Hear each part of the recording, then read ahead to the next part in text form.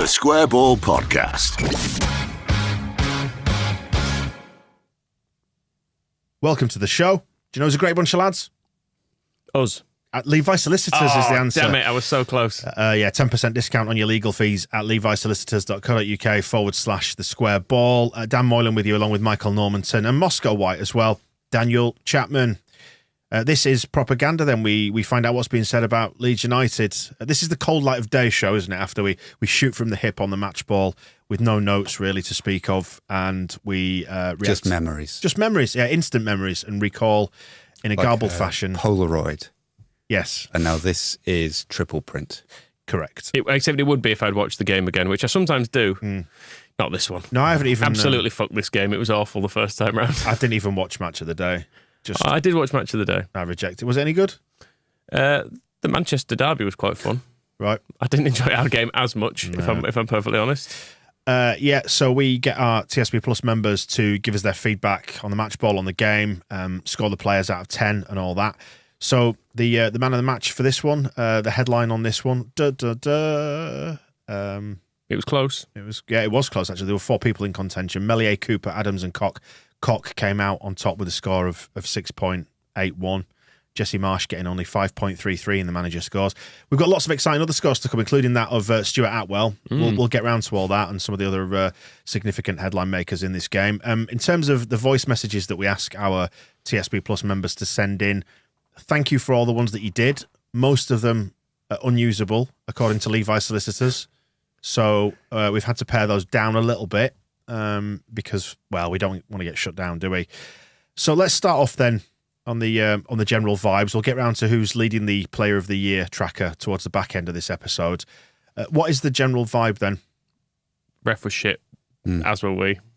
It's more or less the general vibe. There are some positives as well, but I suppose that's confirmation bias on my part that's what I took from it, because that was more or less my opinion. It's the Villa perspective we'll be hearing later. The ref was shit, but no, the ref was good, sorry. The ref was good. We were good. Stu was good. So it's a shit game in general. This is what House of Stouts had to say on the matter. Isn't the championship fun? That felt as close to a vintage Leeds game as I can recall. I was watching that on a dodgy stream here in New York because they don't get the channel, but you know, that might as well have been Millwall, refereed by Darren England. I think people might be misremembering how little fun the championship was as well.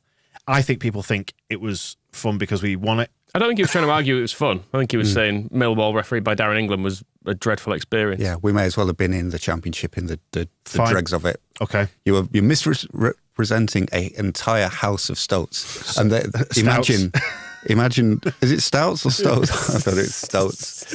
Well, imagine an entire house full of drunk Stoats. Yes. You know the difference between a weasel and a stoat, isn't it? That there's one stoats are weaselly recognisable and the others are totally different. Anyway, there was times in it when it did feel quite championshipy, not just the ref, but the ball was just kind of knocking from one team to the other and nobody really getting it down. You know, I was cast back to some of the more miserable mid-table championship games. I guess mid-table anywhere is not going to be great, but there's the raised expectations of the Premier League where I think this game fell slightly short of what you want from your Super Sunday 4:30 p.m. after a month away. Yes, and Jason Kavanagh, which are we going for? It's up to you.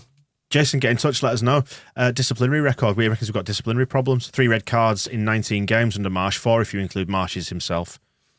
Yeah, it's not looking great, you have to say. And Sinistera, I've watched it back. On it. It was daft. I mean, the one thing, we'll get onto the referee. By the way, I said on the match ball I didn't remember his first one. I do now, having thought about it. Nout. I still don't think that needed a yellow. No. I think it was because it was fucking McGinn going down trying to get someone booked. McGinn was determined to get someone booked from the moment he was booked, and he was going down under every tackle. If he stays up or just stumbles a bit, he doesn't get booked for that. I think he yellowed him because there was no attempt to play the ball and he tripped him. He's just running after him. Yeah. I think both decisions were kind of discretionary. In the first one, if you'd not given a yellow card, nobody would have ever thought about that foul ever again. Nobody would have remembered it. Nobody would have been bringing it up saying, well, why wasn't that a yellow card? Nobody would have cared. And with it being, I've been going back and forth in my mind as to whether this matters, but he's a winger. Like, And what you're trying to achieve by booking him is kind of to stop this. You're trying to put a stop to serious foul play. You know, if Sinistera had done that 3 times, then you maybe bring a card out and say, look, you're obviously this is a habit. But if a winger makes a clumsy tackle after 20 minutes on the edge of Villa's penalty area, what does a yellow card really achieve? What's the point? Don't give them to us. Well, and then give them to them, but not us. I feel that way about the second one as well, because I made the mistake of seeing Roy Keane and Micah Richards talking about it on Sky, and there was almost this air of glee. It was like, there, you see, that's against the rules. Get off the... Roy Keane was, don't moan about it, get down the tunnel. It's like, well, what do we really gain from like a really good player who does one clumsy foul and then sticks his leg out at a free kick, and now he doesn't just miss the second half of this game, but he's not even going to be allowed on the pitch at Crystal Palace because of this terrible things that he's done in this game. Roy Keane noted for accepting referees' decisions, without any argument. The hypocrisy is definitely one factor of it, but it's just, it's these things where, especially because Attwell gave the Villa players a chance every single time, and Sinistera did it. One tackle, one incident of stopping a free kick off. I think what you're saying is it's not fair. The one where Sinistera was not booked, fair. The free kick he blocked as well. If you watch what the free kick was initially given for as well, it's the softest shit you've ever seen. It's Louise running away from someone and just falling over. So if both yellow cards shouldn't have been yellow cards. Well, it shouldn't have been a free kick in the first. Sinistera shouldn't have had to block that free kick because it shouldn't have been a free kick. Good. Let's hear from I won't say the name because he introduces himself. Hey up, Bobby Eyebrows here. Let's just think about it in a really positive light. The positivity. Let's think about positive vibes. Positive vibes are we didn't lose. Positive vibes are we didn't lose. Positive vibes are we didn't lose. I don't think there's any more positive vibes. But we didn't lose, so that's all right. Other than that, it was absolute shite. Like bollocks shite. Fucking hairy knackers and that shite. Anyway, see ya. Bye. Bobby Eyebrows, have we found out where Bobby Eyebrows is actually from now? Because we thought there's sort of a Middlesbrough kind of vibe about the voice. Yeah, I think Middlesbrough and Whitby were speculated about, weren't they? But yeah, he's from Rothwell, but has been living in Newcastle for over 20 years. So that's why he's developed his mongrel accent midway through. So yeah, he's somewhere around the T's at the moment. If he stays in Newcastle, he'll creep up, I guess. I enjoyed the positivity. Yes, and I did note that. I did note it. We need some wins, says Peter V. No win in the league since the 21st of August. I mean, admittedly, we only had, we've had a month off, haven't we? So quite hard to win when you're not playing. It's like when they include these stats over summer. You get a commentator who'll say, it's been 6 months since so-and-so scored, and you think, well, 3 of them, there was no games or whatever. I was going to say, you saw that with the form guide after we got promoted again. Like, Leeds haven't won against Liverpool in 15 years or whatever, 20 years. Haven't won at Brentford for 50 years because they were in Division 4. Yes, let's rattle through some of the other thoughts then. There was themes around coping with shithousing, the lack of fluidity in attack, and we did have some defensive positives, though, however. I think that fits with you. We moved on from Peter V's point very quickly, just decided he was bang wrong and moved on. We do need some wins, but we haven't lost, and I think that fits. The thing with... lost against Brentford. We haven't lost for a month, though. We haven't lost for unbeaten, In that one game, we didn't lose. I'm still on Bobby Eyebrows' positive vibes. Cooper said it in the post-match, didn't he? He said, under those circumstances, all right, if we're not going to win and it's backs to the wall, we make sure we don't lose, which is what we all took out of it in the end. And let's face it, the crowd applauded the team off at the end. And where it sort of creeps over into coping with shithousing and the lack of fluidity in attack, which seems to be the theme of what everybody's talking about with Leeds since the game. A lot of that, I think time might help us in this because our attack that was Sinistera's second start in the league. Really? And his first with Rodrigo, because he had Gelhardt started at Brentford, didn't he? And we've not had Bamford in there. We've had Sinistera and Aronson were both away for the last 2 weeks. We've only played 7 games, and I think a lot of what looks like this kind of things not quite clicking together going forward, it's still, even though it is October, early in the season with a lot of new players trying to click. So I've got some optimism that this gets better the more we do it. And if we get some, we've got an actual month of football before we have to take another 2 off. Maybe it's 2023 when this all starts to look good. But some of Marsh's preference for football is kind of, we don't do slow build up and we don't keep the ball. So it's all about kind of winning the ball high and then these sharp, quick moments to get in. And those need the players to be kind of quite instinctively know where each other is. And, if Sinisterra has literally never played a first team game of football with Rodrigo in his entire life, then it's not going to be 100% straight off from the start. So PT picks up on it, says we appear to get 3 players close together and then ping it around until we lose the ball to the opposition. And they do play in tight areas because they do lots of rondos, don't they, in pre-season training, which is the small circles where they tap it around each other. I mean, that was the problem at the end of last season when, I guess, going back to the previous game against Villa, when they did look at us and go, what the fuck are we actually trying to do here? Because it was just everyone stood on each other's feet in the middle of the pitch and no one out wide whatsoever. So it is a bit like that.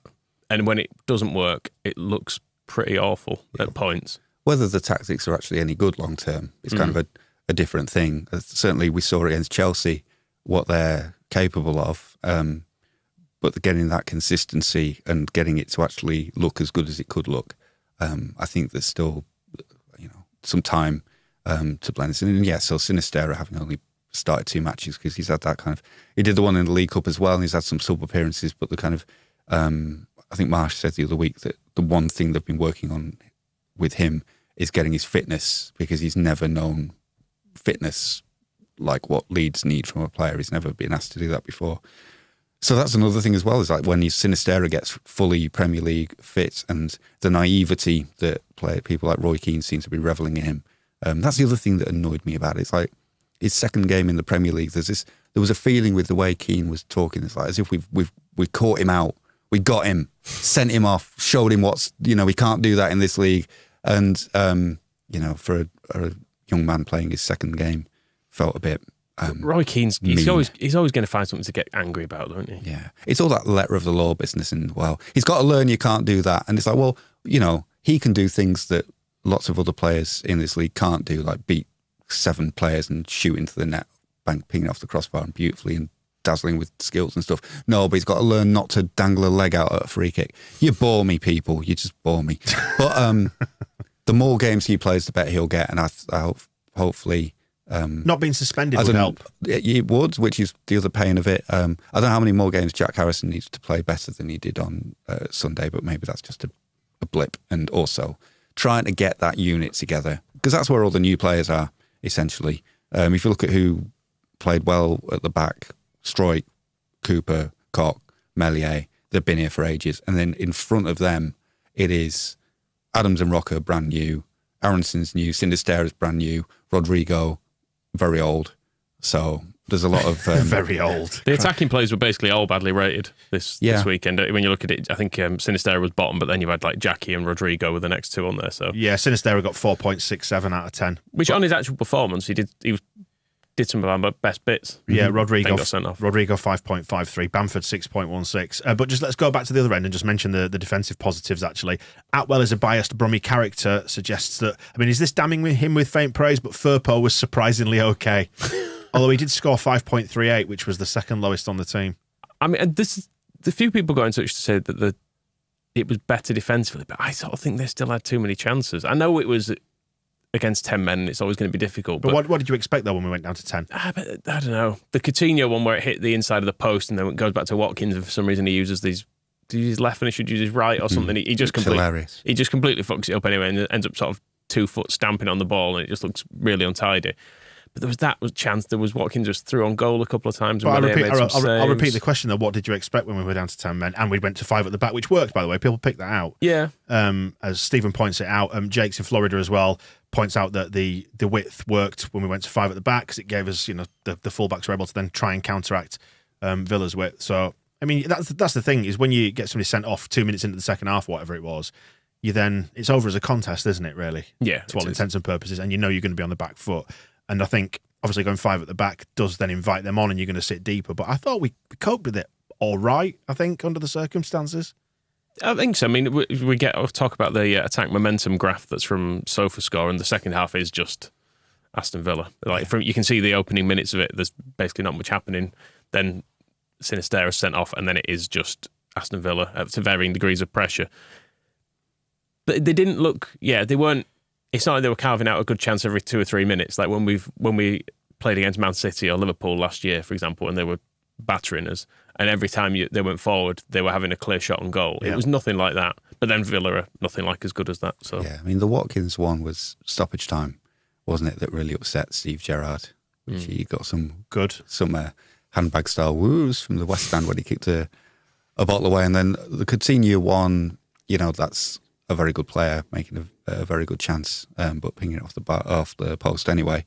And yeah, they were threatening apart from that, but we were about as safe as we could be with 10 players. And given that we were constantly conceding possession as well in doing that. Which is why I'm surprised that Attwell is a biased Brummy thought Firpo was good, because I don't have any particular... I would like Firpo to burst through this season and be brilliant. Better. Yeah, to be better. But I was watching him on Sunday thinking, this is dreadful. He picked up on one bit of danger really well that nobody else had spotted. I was like, oh, that's good. And then he just booted the ball straight to John McGinn. I was like, fucking hell, Junior, come on. Well, and there were a couple of that where his head just didn't seem on it. I don't know what was up with him. But he doesn't. He's footballing. He's a bit of brainless footballing wise, isn't he? He's a Labrador. Yeah, a Labrador with a balloon. Just chasing a ball around, and occasionally it looks all right, but then.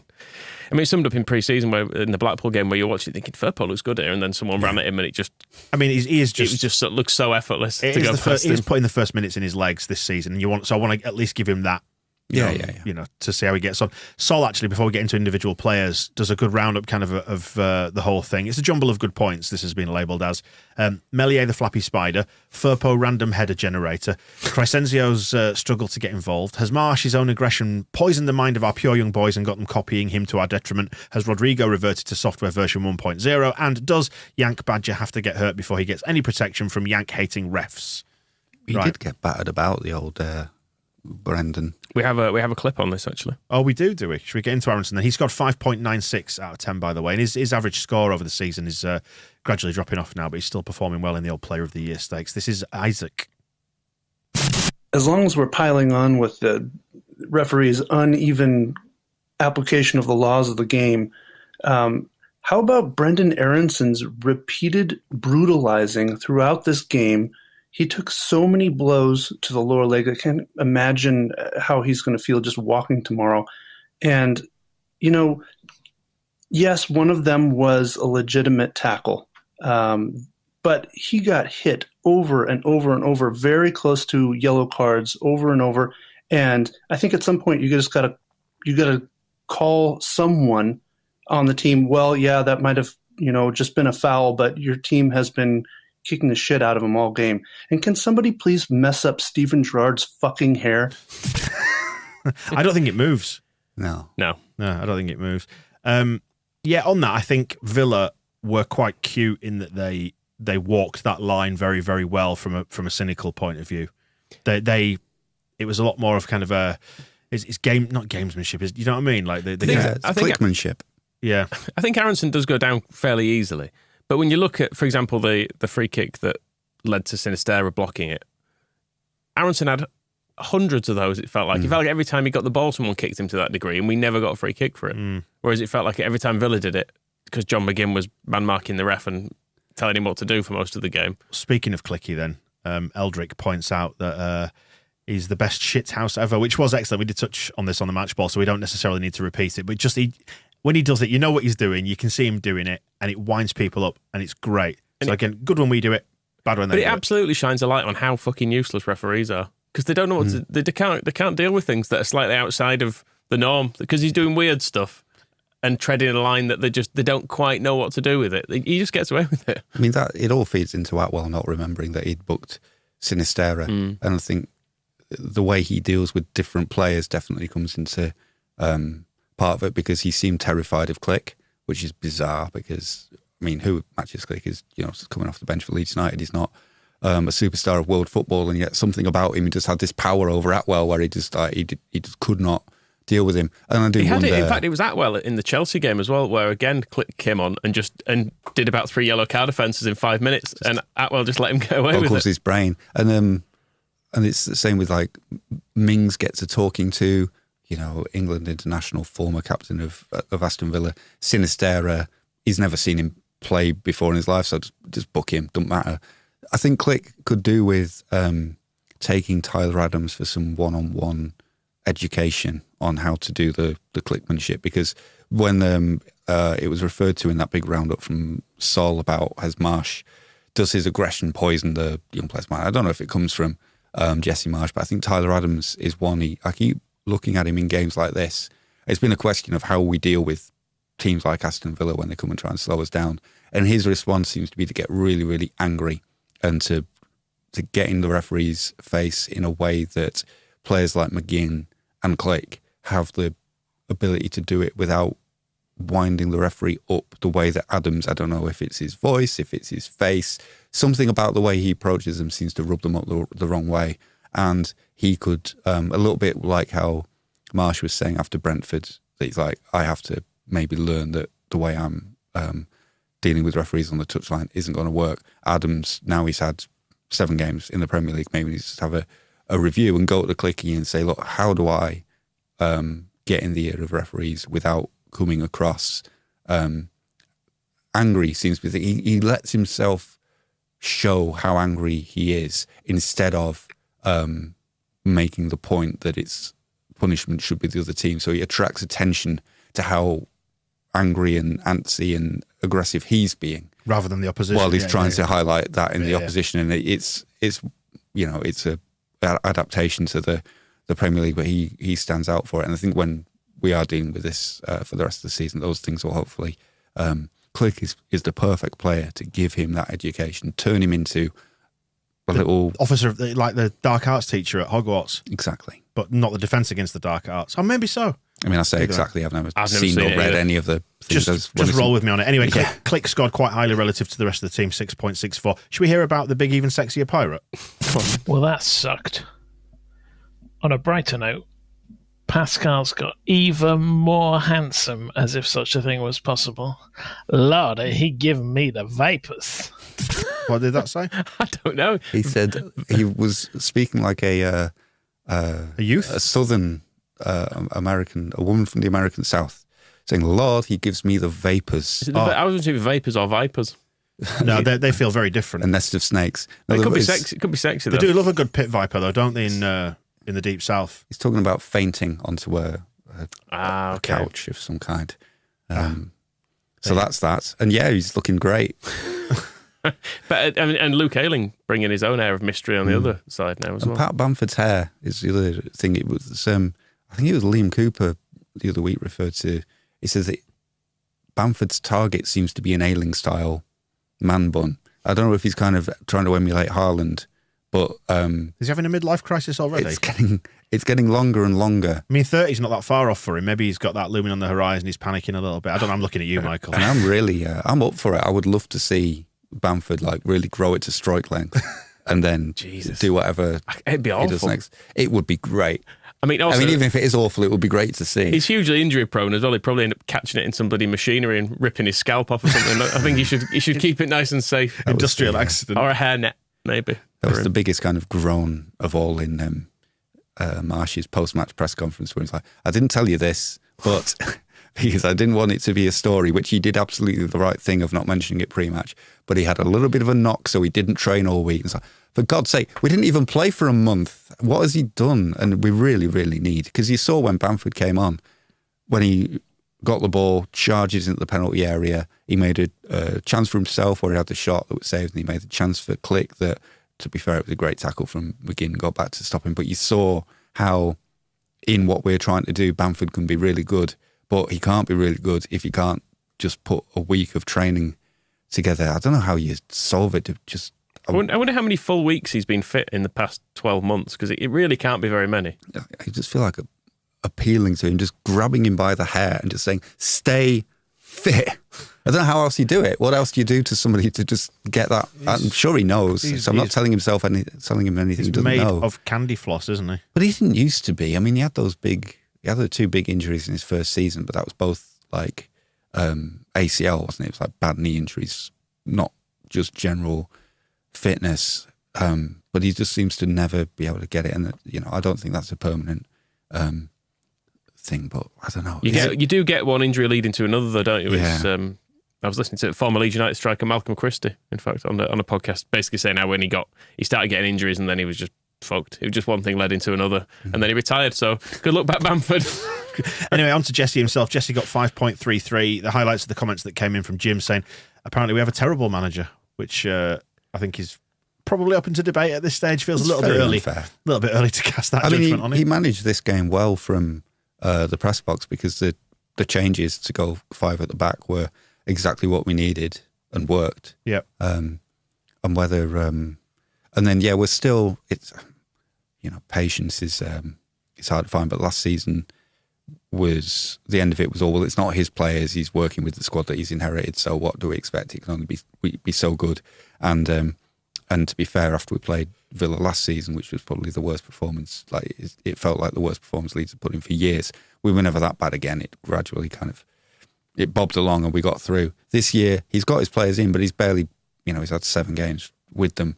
So to making any kind of he's terrible, give him a Bruno Lage, Scotty Parker letter at this point. Cooper's hanging on. Yeah. And Cooper's had untold millions of pounds to spend. Bully's had untold millions of players. I don't know how much they've actually spent. Before we came on air, Michael, what was the tweet you mentioned about Cooper that you'd seen? It was ages ago, sorry, but it just always makes you laugh that he looks like a man who's constantly just got out of a headlock. You love it. Let's get round to the moment we've all been waiting for, which was the Stuart Attwell chat. Stephen Attwell, in this game, scored out of 10, our TSP Plus members, who I think may be a little bit biased towards Leeds, may have affected their scoring. No, I think this is fair. 0.38 out of 10 average score. Yeah, it's not. We don't score to 1. It's not decimal places on the scoring. It is out of 10. If we were rounding, it would be 0. Yeah, which is about right. Yes. There were a couple of people gave him 4. Really? So that's why it's abnormally high. Although I did notice one bit of feedback came from someone who subscribes to Squareball Plus and is an Everton fan. I know. That shocked us into silence, did that, didn't it? I was the same. I was like, what? They're American, in fairness, so they like hearing about the American players. Right. But even so, pay money to listen to a Leeds United podcast. Great. No, more people should do that, I think. Well, I think the more people pay money to listen to this Leeds United podcast, the better it can be. The easier it is for us to do it. The more stuff we can do. It's the magic that holds it together. Yes, so indeed. If you are whoever you support, please subscribe. Yeah, and the pound's recovering against the dollar a little bit now, so get in there quick before it starts to go. Anyway, Stuart, there's never been a better time if you are in the United States and to subscribe. We've got so many American players, and we love them all, and we'll keep you updated. Every little thing they do. Oh, stop now. Stephen Attwell. But we do need the money. It's his 40th birthday this week. He turns 40 on Thursday. Should we send him a cake? How do you think he'll celebrate? With the cake that we send him? A visit to Keith Stroud's small holding. What we could do, we could send him a big cake of shit that he's forced to consume, because that's exactly what happened to us on Sunday. We could return the favour.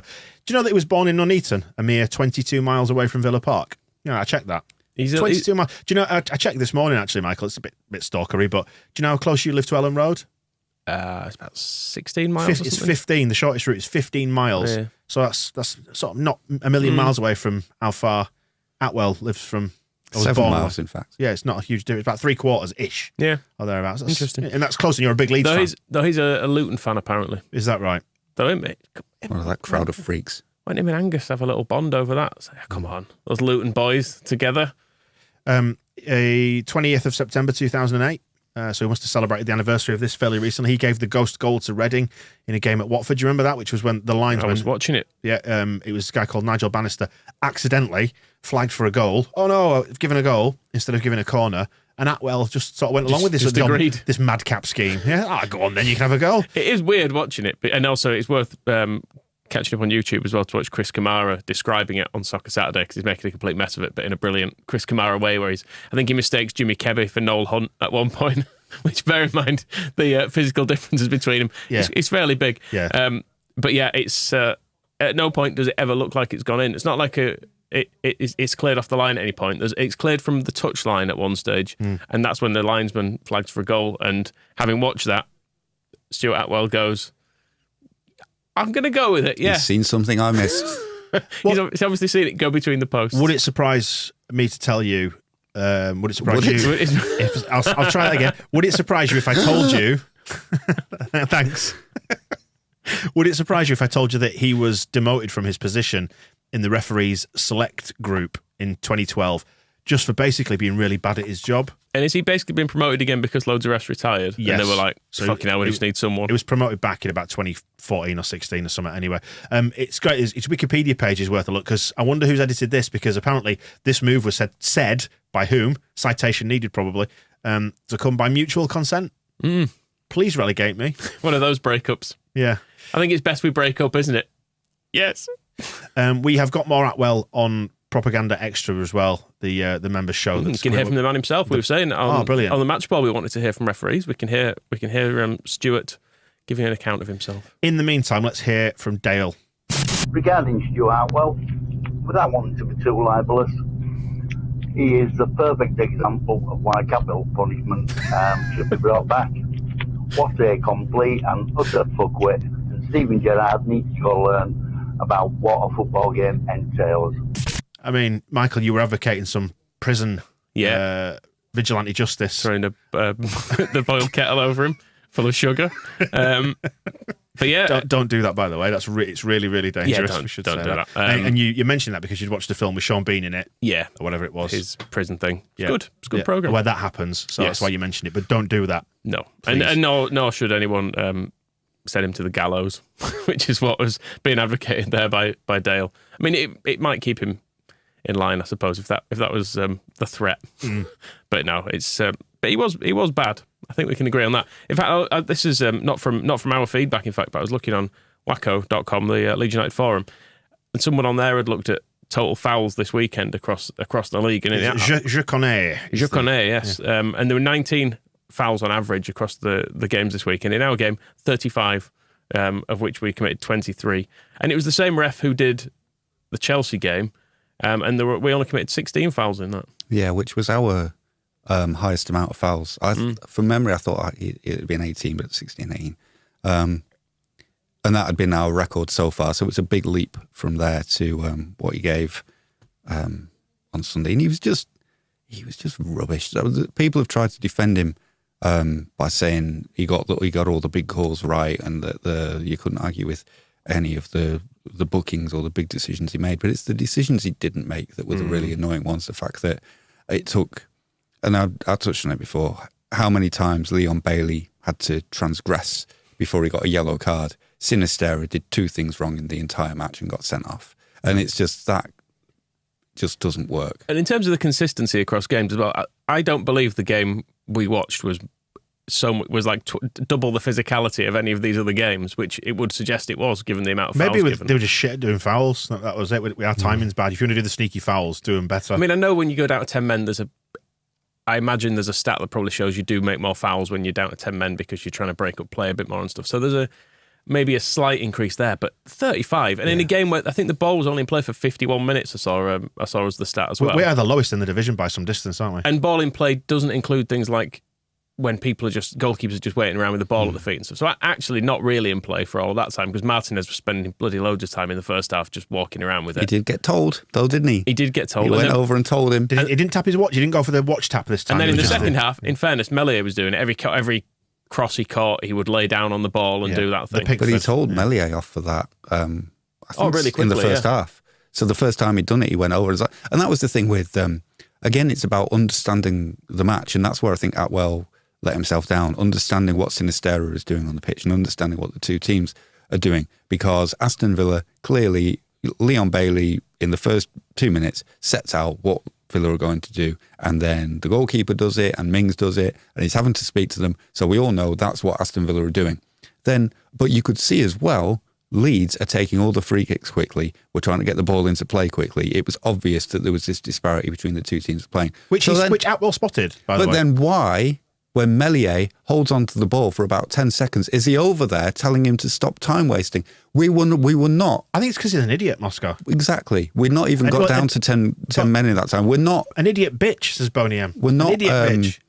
We weren't time wasting in the match as a team. It was not our intention as a ploy or a tactic. So why Meslier needed the same telling off that Martinez got, and why Sinistera needed booking as if he'd been doing it the whole first half as well, it just doesn't fit in with understanding the way that the game was being played and what the two teams were trying to do, and why. Well, I told you, Moscow, on the match ball, too pure for this division. Yeah. Meslier and Mings and whoever get warnings. Sinistera gets booked. Just, it don't make any. It's the way Sinistera chose to slow play down was his problem. But then what's exactly? It's such a. Oh, it's the same. He's doing the same thing, but his method of doing it was more. And that's obvious, I suppose. And that's where it's just so ridiculous that if the player who booted the free kick had booted it straight at him instead of to his right, he wouldn't have put his leg out and he wouldn't have been booked. So one's potential. Because I've been thinking about this a lot. If we could go back, it's too late to do it now, unless we really want to fuck the game up. But if we could go back 150 years to when they're in that Sheffield pub and they're sorting all the rules out, if somebody had just gone, right, next one, sin bins, are we doing sin bins? Yes. Then that would have been perfect for this, for these little things to, Sinistera doesn't deserve to miss the whole second half, doesn't deserve to miss the game at Crystal Palace. But you could maybe say, right, that is 10 minutes off the pitch. And it's a sanction because you don't want to be down to 10 players for any amount of time in a Premier League match, because Coutinho and Watkins and Leon Bailey, and they can bring Buendia on, all these exciting players who Gerrard is ruining, could potentially hurt you if they had a good manager who would let them.